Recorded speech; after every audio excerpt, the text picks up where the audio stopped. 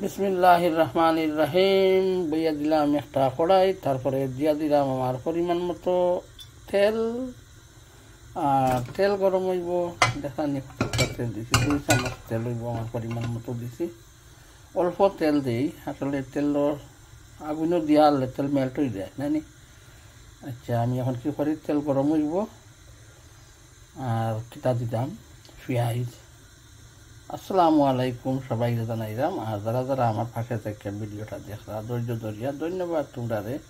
তো আজকে রান্না কর্ম কিতা গিয়া শোনা ভাই বই নকল গিয়া দেখতে থাকো। এখন দিয়া দিলাম দেখুন অল্প পরিমাণ বয়েল করা পেঁয়াজ, 1/2 চামচ বানানি। পেঁয়াজটা লাগবে সারিয়া কিতা করবো, কষিয়ে নেব, তারপরে দিব লবণ।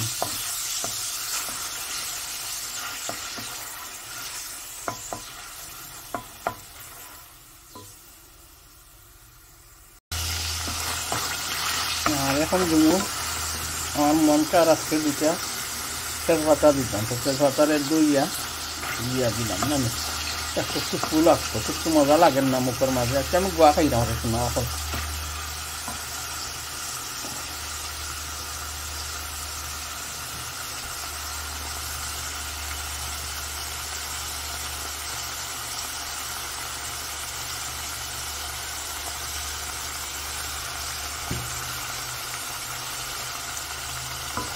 আর লবণ দিচ্ছি দেখুন অল্প, তো কারণ কিটা লাগবে পেঁয়াজের মাঝে লবণ আছে। বয়েল করবার সময় পেঁয়াজ লবণ দিচ্ছিলাম, আর মাছের সময় বিরান করছিলাম, ফ্রাই করছিলাম, তো ওই যে লবণ আছে, তার জন্য লবণ একটু কমাইয়া দিলাম, কেন রইতে লাগাই দেখায়নি। আচ্ছা, পানি দিলে মেল্ট হয়ে দিবেন। আমি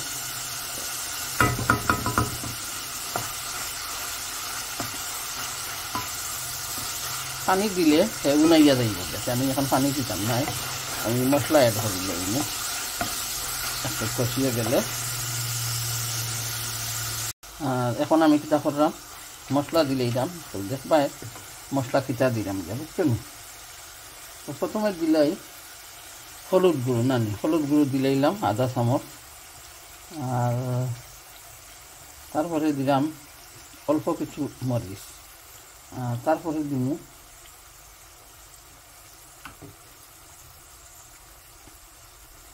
দেখানি বলস কারি পাউডার আছে, এক বই না হয়েছিল বলস কারি পাউডার দেখাইতাম, তো বই দেখাই মুঠরে আমি পরবর্তী ভিডিওত পকেটের মাঝে বলস লেখা থাকে। বলস কারি পাউডারের মাঝে বলস কারি পাউডার মাইল্ড আছে, হট আছে, তো আমি মাঝে মধ্যে মাইল্ডটাও আনি, মাঝে মধ্যে হটটাও আনি।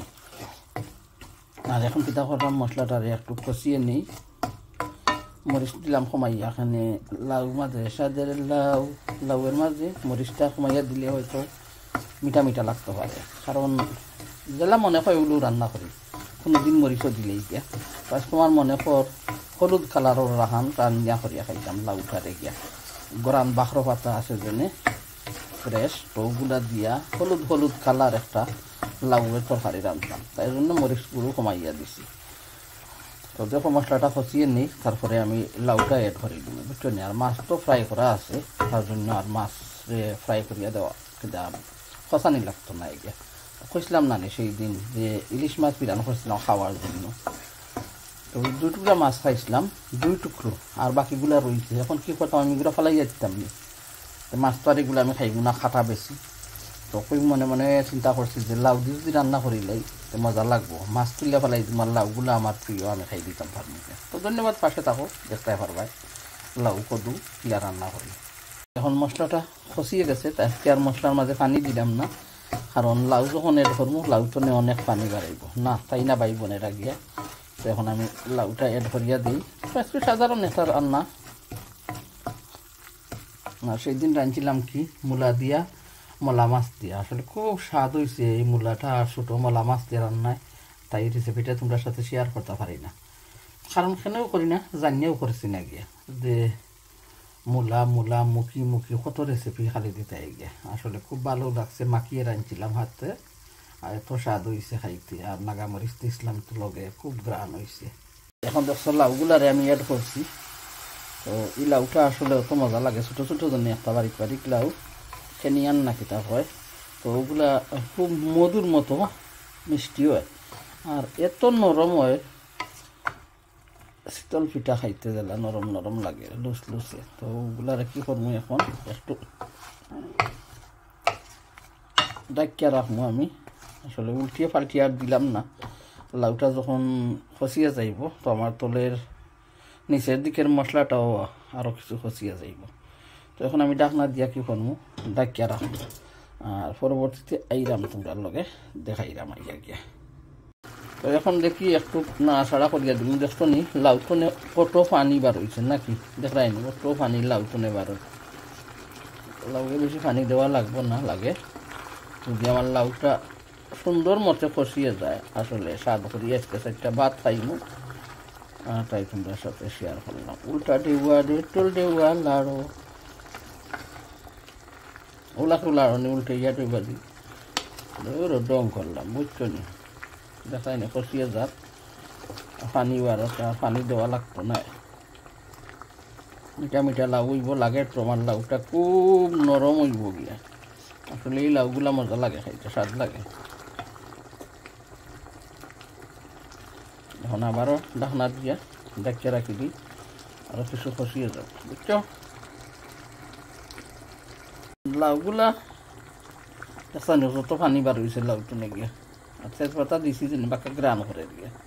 আচ্ছা আমি এখন আমার যে 3-4 টুকরা ইলিশ ফ্রাই করিয়া রাখছিলাম, বেশি মাছ নাই, সবে আসছিও না, যেহেতু ক্ষীরফোন নিয়ে আমি গিয়ে এত কম মাছ দিলাম, আসলে মাছটা আমি খাই না, কইলাম না এগুলা ফালাইতাম করিয়া কই একটু গ্রান লাগে জীবনে মাছর, আর লাউগুলা আমি খাই কিনা। এখন আমি মাছ দিলেই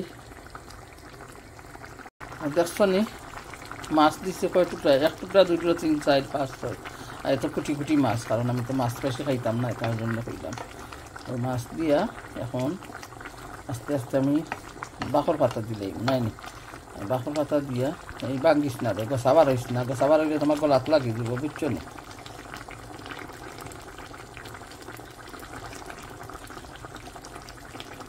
গোসাবার হইছে নি না,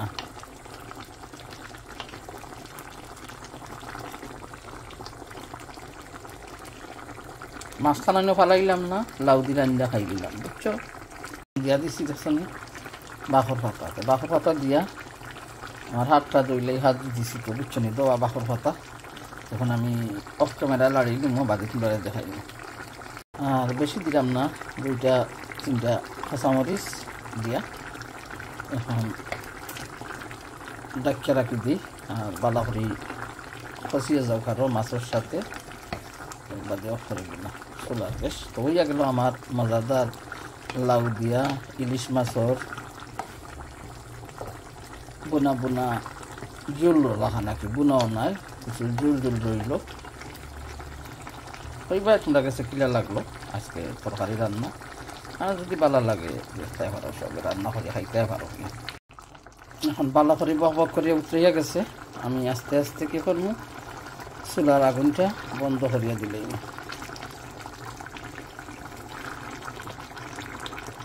তোমরা ভালো লাগলে একটা লাইক দিতে পারো, যারা আমার পাশে আছো পাশে থাকতে পারো, সময় সুযোগ করিয়া তোমরা ভিডিও দেখবো আশা রাখছি। আর আগের মতন আর ভিডিও দিতামও পারলাম না, কাউরে সাপোর্ট করতাম পারলাম না, অনেক বিজি হইয়া গেছি, কী করবো। সময় পাইলে চ্যানেল আছে তার জন্য ভিডিও 1-2টা দিব। ধন্যবাদ সকলরে আমার পাশে থেকে আমার ভিডিও যারা দেখায়। এখন আমার মজাদার লাউ ইলিশের তরকারি হইয়া গেল, আমি আস্তে আস্তে চুলার গ্যাস বন্ধ করি। আর তোমরা ভালো লাগলে রান্না করবা ওগুলা। আসলে আমি টমেটো কিছু দিলাম না, কারণ আমি তো খাই না, কী করবো, আমি কিছু করার না, নাকি আরও সুন্দর হইতো, কালার ওলা দেখা যাইত।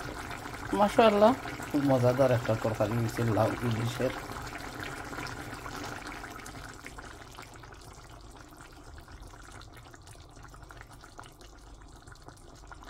চুলার গ্যাস বন্ধ করে দিছি, মাশাআল্লাহ খুব মজার হয়েছে লাউ দিয়া ইলিশ। তো আজকের মতন ছোট্ট ভিডিও তো নিয়ে বিদায় নিলাম। আল্লাহ হাফেজ, সবাই ভালো থাকবা, সুস্থ থাকবা, দোয়া করবা।